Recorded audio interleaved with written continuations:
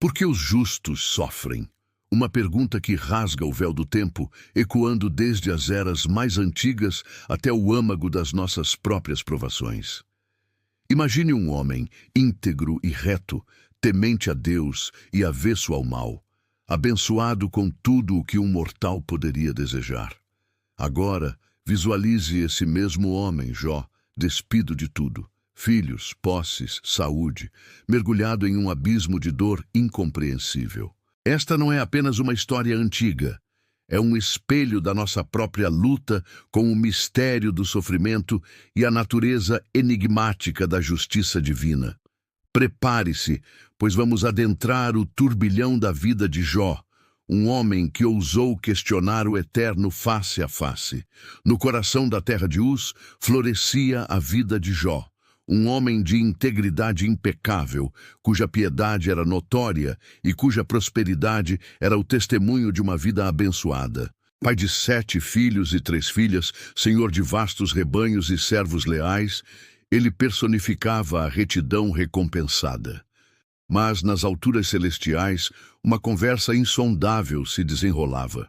O adversário, Satanás, lançava dúvidas sobre a pureza da fé de Jó, sugerindo que sua devoção era mero interesse, uma troca pela prosperidade concedida. E Deus, em sua soberania inescrutável, permite a provação. Em um instante, a tempestade da desgraça desabou sobre Jó. Mensageiros da calamidade chegavam em sucessão implacável. Seus bois e jumentas roubados, servos massacrados, suas ovelhas e pastores consumidos por fogo dos céus, seus camelos levados, mais servos mortos, e o golpe mais excruciante, seus 10 filhos, mortos sob o desabamento da casa onde festejavam. Jó rasgou suas vestes, rapou a cabeça e prostrou-se em adoração, declarando: Nu saí do ventre de minha mãe, e nu tornarei para lá. O Senhor o deu, e o Senhor o tomou. Bendito seja o nome do Senhor. Em tudo isso, Jó não pecou, nem atribuiu a Deus falta alguma, mas a provação se aprofundou. Satanás, não satisfeito, argumentou que Jó ainda manteria sua integridade, pois sua própria pele fora poupada. E assim, com nova permissão, Jó foi afligido com feridas malignas, da planta do pé ao alto da cabeça. Sua própria esposa, esmagada pela dor e desespero, instou-o: amaldiçoa a Deus e morre. Mas Jó repreendeu-a, questionando: temos recebido o bem de Deus e não receberíamos também o mal? Sentado em cinzas, raspando suas feridas com um caco de telha, a figura de Jó encarnava a desolação absoluta. Então vieram seus 3 amigos, Elifaz, o temanita, Bildade, o suíta, e Zofar, o naamatita. Ao verem sua miséria, choraram e sentaram-se com ele em silêncio por 7 dias e 7 noites, pois viam que sua dor era excessiva. Mas quando o silêncio foi quebrado, iniciou-se um ciclo de discursos tortuosos.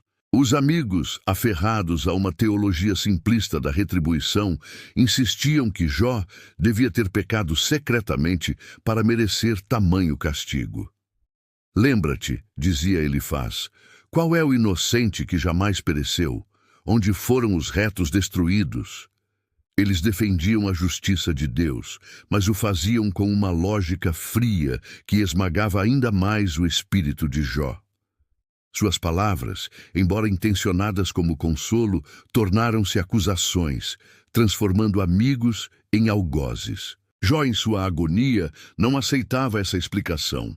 Ele conhecia sua integridade. Seus discursos são um mar de lamentos, questionamentos e um desejo desesperado por uma audiência com o próprio Deus. Ah, se eu soubesse onde o poderia achar, então me chegaria ao seu tribunal. Ele não nega a soberania de Deus, mas clama por justiça, por entendimento. Sua fé não era uma aceitação passiva, mas uma luta visceral, uma busca honesta em meio à escuridão. Ele amaldiçoou o dia do seu nascimento, debateu ferozmente com seus acusadores e manteve, apesar de tudo, um anseio profundo pelo divino. Eu sei que o meu Redentor vive. Ele declara em um lampejo de esperança teimosa e que por fim se levantará sobre a terra. Após os discursos dos três amigos, surge Eliú, um jovem que até então apenas ouvira. Ele repreende tanto Jó por sua autojustificação excessiva, quanto os amigos por não terem encontrado uma resposta que verdadeiramente refutasse Jó, mas apenas o condenassem. Eliú argumenta que o sofrimento pode ser um meio de Deus instruir, purificar e proteger os homens do orgulho, chamando-os ao arrependimento e a uma maior compreensão de seus caminhos. Ele prepara o terreno para a manifestação do próprio Deus, e então, do meio de um redemoinho, o Senhor responde a Jó. Mas a resposta divina não é uma explicação forense das causas do sofrimento de Jó. Deus não entrega um dossiê detalhando as maquinações de Satanás ou os pecados ocultos de Jó, pois não havia. Em vez disso, Deus confronta Jó com a vastidão de sua sabedoria e poder, manifestos na criação e governo do universo. Onde estavas tu quando eu fundava a terra? Fazemos saber se tens inteligência. Com perguntas irônicas e majestosas sobre as maravilhas da natureza, desde as estrelas até os animais selvagens, Deus expõe a limitação da compreensão humana diante da complexidade de seus desígnios. Ele não justifica o sofrimento de Jó, mas revela sua própria grandeza, sua transcendência e o mistério que envolve seus caminhos. Deus não está no banco dos réus. Jó, sim, e toda a humanidade com ele é chamado a reconhecer quem Deus é. Diante da magnificência e sabedoria do Criador, Jó é silenciado e transformado. Sua perspectiva muda radicalmente. Eu te conhecia só de ouvir falar, mas agora os meus olhos te veem. Por isso, me abomino e me arrependo no pó e na cinza.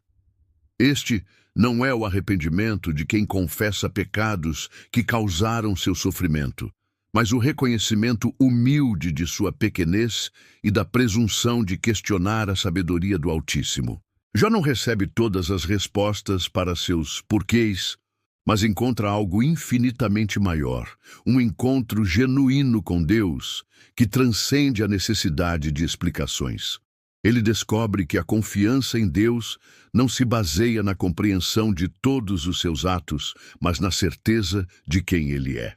Após este encontro transformador, Deus repreende os amigos de Jó por não terem falado o que era reto a seu respeito, como fizera Jó em sua honestidade brutal.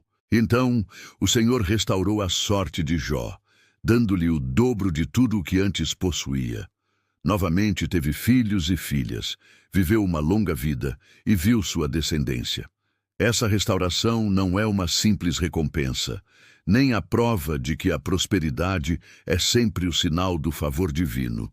É, antes, uma demonstração da soberania e da graça de Deus, que pode trazer beleza das cinzas e propósito da dor. A história de Jó não é um manual que decifra cada instância do sofrimento. É um convite à fé em meio ao mistério, à honestidade com Deus em nossas angústias e à humildade diante de sua sabedoria insondável. Ensina-nos que, mesmo quando as respostas nos escapam, a presença de Deus é suficiente. O sofrimento pode não ter uma explicação simples, mas pode nos levar a um conhecimento mais profundo e íntimo do Criador, onde a fé não é a ausência de dúvidas, mas a coragem de confiar, mesmo quando não vemos o caminho. A jornada de Jó, de uma fé testada pelo fogo da aflição a uma comunhão renovada com o divino, ressoa através dos séculos. Ela nos desafia a examinar nossas próprias respostas ao sofrimento e a profundidade de nossa confiança. Se você se sente perdido em seus próprios questionamentos, se a dor parece obscurecer a face de Deus, saiba que você não está sozinho. A busca de Jó é a nossa busca. Se esta mensagem tocou seu coração, inscreva-se no canal para mais reflexões que alimentam a alma. Compartilhe este vídeo com alguém que precise ouvir sobre a esperança que resiste mesmo nas mais densas trevas. E deixe seu comentário abaixo. Qual aspecto da história de Jó mais fala à sua experiência? Que o legado de Jó inspire em nós uma fé inabalável, mesmo diante dos redemoinhos da vida.